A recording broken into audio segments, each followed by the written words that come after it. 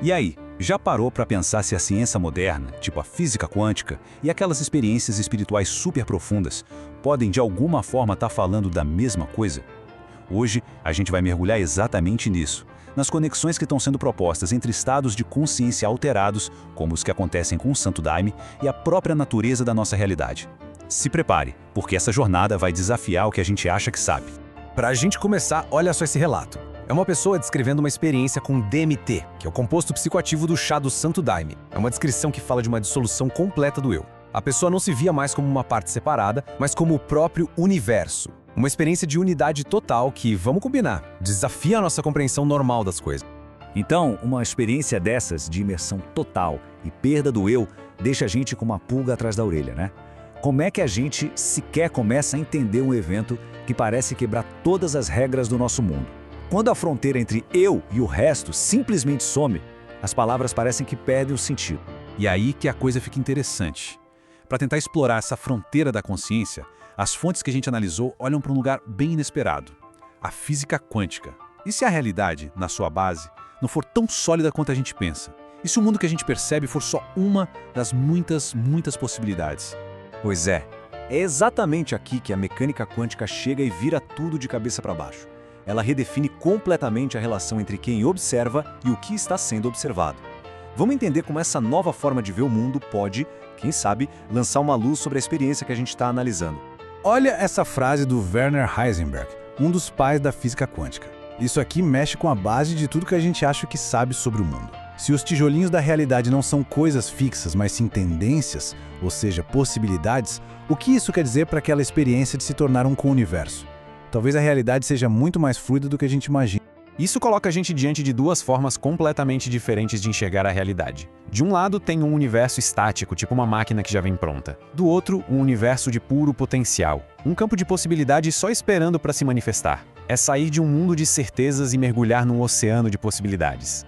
Então, o ponto crucial aqui é que, dentro dessa lógica, o ato de observar não é passivo, sabe? É um processo ativo de criação. A consciência não está só vendo o mundo.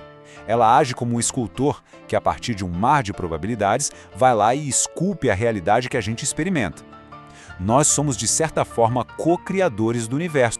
Ok, até agora a gente viu essa ideia da física quântica, de que nós participamos da criação da realidade.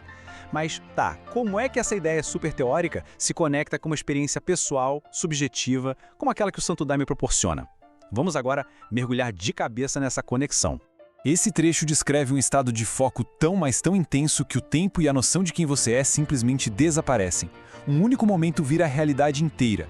É exatamente isso que os relatos descrevem. A consciência seleciona e vive uma única realidade com uma totalidade impressionante, como se o universo inteiro se concentrasse naquele único ponto. E isso cria uma imagem perfeita do paralelo que está sendo proposto. Do mesmo jeito que o observador na física colapsa as possibilidades quânticas em uma única realidade, a consciência, especialmente num estado de foco aguçado como o do Daime, ela seleciona, ela estabiliza uma única narrativa a partir de infinitas outras. É como sintonizar uma estação de rádio específica no meio de um monte de ruído. Certo, se a consciência pode influenciar a própria realidade, as fontes levam a gente para uma pergunta ainda mais profunda. Será que ela pode se conectar com outras consciências sem precisar de meios físicos? Será que estamos todos interligados de uma forma que a ciência só agora está começando a arranhar a superfície? A física quântica dá uma pista bem intrigante sobre isso. A física tem um termo para essa conexão que parece mágica, que é instantânea, o emaranhamento quântico. Imagina só, duas partículas que, mesmo separadas por galáxias de distância, estão tão ligadas que o que acontece com uma afeta a outra na mesma hora. É como se fossem duas faces da mesma moeda, não importa onde cada uma esteja. E agora a afirmação é ousada. As fontes propõem que, dentro da experiência do Santo Daime, esse princípio do emaranhamento quântico pode ser ativado e usado de forma literal. A consciência se tornaria capaz de criar essas conexões que não dependem de espaço, de se emaranhar, de se entrelaçar com outras consciências. E para testar isso, foi feito um experimento de telepatia afetiva. A ideia era bem direta. Os participantes focavam a atenção na glândula pineal, que seria tipo uma antena para essas conexões. E a conclusão foi fascinante. Sugeriu que rolou uma comunicação direta, de consciência para consciência, como se ambos tivessem acessado o mesmo arquivo num campo compartilhado. tudo isso nos leva a uma espécie de síntese. Há uma ponte entre esses mundos que pareciam tão separados: o material e o espiritual, o clássico e o quântico. É como se fossem duas margens de um mesmo rio, que se encontram num lugar que a nossa própria consciência consegue acessar. A gente tem essa capacidade única de navegar tanto no mundo, digamos, mais sutil, das mensagens e dos espíritos, quanto no mundo físico da neurologia e da matéria. Não são mundos opostos, mas duas faces da mesma realidade. E a nossa consciência é a chave que abre as portas para a gente poder transitar entre os dois. A ideia, segundo as fontes, é que a gente é criatura de ambos os reinos. Temos um pé no mundo físico e outro no espiritual. E explorar esses estados alterados, como através do Santo Daime, seria um jeito de destravar a nossa capacidade de operar nesses dois níveis ao mesmo tempo, e assim manifestar todo o nosso potencial. E no fim, a gente fica com essa provocação, uma pergunta que muda tudo. Se não somos só espectadores de uma realidade que já está pronta, mas sim participantes ativos na criação contínua do cosmos, então a pergunta que fica não é mais o que é a realidade, e sim o que a realidade pode se tornar através de nós. A resposta, o que parece, está nas nossas mãos, ou melhor, na nossa consciência. E se dois cérebros pudessem, de alguma forma, se conectar à distância? Pois é, um novo e bem ousado estudo científico resolveu mergulhar de cabeça em um dos nossos maiores mistérios, a natureza da própria consciência. Um estudo recente, que foi submetido para conceituar da revista Nature Communications, investiga exatamente isso. Se um estado de consciência não local, quer dizer, uma conexão mental que vai além do espaço físico, pode ser de fato medido em um laboratório.